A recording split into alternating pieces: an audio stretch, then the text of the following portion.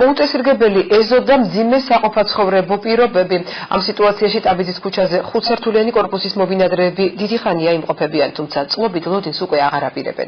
მოთხოვნების შესრულება ან პერმანენტული აქციები ბათუმის მერიასთან. ნონა დიასამიძე მუშაობდა თემაზე. ბავშვებს ეზოში ვერ უშვებთ, გვეშინია მღრღნელებმა არ დაკბინონ. აცხადებს ტაბიძის 8 ნომერში მცხოვრები მოსახლეობა. როგორც ისინი ყვებიან, 5 სართულიანი სახლის მიმდებარე ტერიტორიაზე ანტისანიტარიული მდგომარეობა. სუნის და კოღოების გამო კი ფანჯრებს ვერ აღებენ. ანტისანიტარული მდგომარეობა არის. დასაწამლია, გასაკეთებია, რამეა, ამდენი ხალხია, ამდენი მაცხოვრებელია, წლეობით 30 წლეობით ცხოვრობს ხალხი და ისეთი მდგომარეობა, ესე იგი, კეთდება, ისევ ივსობა, ისევ იტბორება ქუჩები, ისევ კოღოა. არანაირი პირობა არ არის ეზოში, რომ ბავშვი ჩამოვიდეს ეზოში და ითამაშოს. არც გასართობი, არც დასაჯდომი, არც კორდი, არც სტადიონი, არაფერი არ აქვს საერთოდ ბავშვებს. ამბობენ, რომ ამ კორპუსში რამდენიმე ათეული წელია ცხოვრობენ.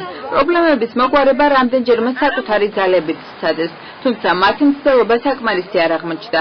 ტაბიძის 8 ნომერში მცხოვრებლებმა მერიას ერთობლივი წერილითაც მიმართეს, თუმცა მათგან მხოლოდ დაპირებები მიიღეს. ვერ გამოვსულ ვართ გარეთ, იმდენი მღრღნელები, იმდენი ანტისანიტარია, პადლებში ვერ სუნისგან კაცი მოვა და ვერ გაჩერდება, რასონში ცხოვრობ, სირცხვილია, რატო არ აწუხებთ მთავრობას, რატო არ ეუბნებით, სულ ეს მდგომარეობა მოვა ახლა, ხელი მოაწერეთ, ეს გვინდა არჩევნებია, იმ დროს მოვლენ და გავლენ თავის სათავეში და არაფერი არ კეთდება. აი ამის თქმა მინდა მე ზუსტად.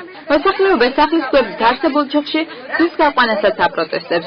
ისინი გზის ნაცვლად არსებულ ტერიტორიაზე საბავშვო ატრაქციონის და სპორტული მოედნის მოწყობას მოითხოვენ. გზის გაკეთებას ჩვენ უფლებას არ მივცემთ, იმიტომ რომ ჩვენ ყავს ბავშვები, ბავშვებს უნდა ეზო, ბავშვებს უნდა კეთილმოწყობილი ეზო, კაჩელიები, სათამაშოები, გასართობი. იქ წინ მანქანებთან ვერ თამაშობენ, აქეთ სასიარულო გზა გახსოვთ. ფაქტიურად აქ რომ ტაბიძის პირველ შეხვედრებული ქუჩა გაიჭრება, ბავშვებს ეზოში გამოსავალი აღარ რჩებათ. წინ მილიცია არის განთავსებული და იქ ავტომანქანების სადგომია და როგორ შეიძლება 86 ოჯახი ეზოს გარეშე დარჩეს. მერიაში აცხადებენ, რომ მოსახლეობის პრობლემები მათთვის ცნობილია, თუმცა ამ ეტაპზე ეზოს კეთილმოწყობისთვის საჭირო თანხები ბიუჯეტში გათვალისწინებული არ არის.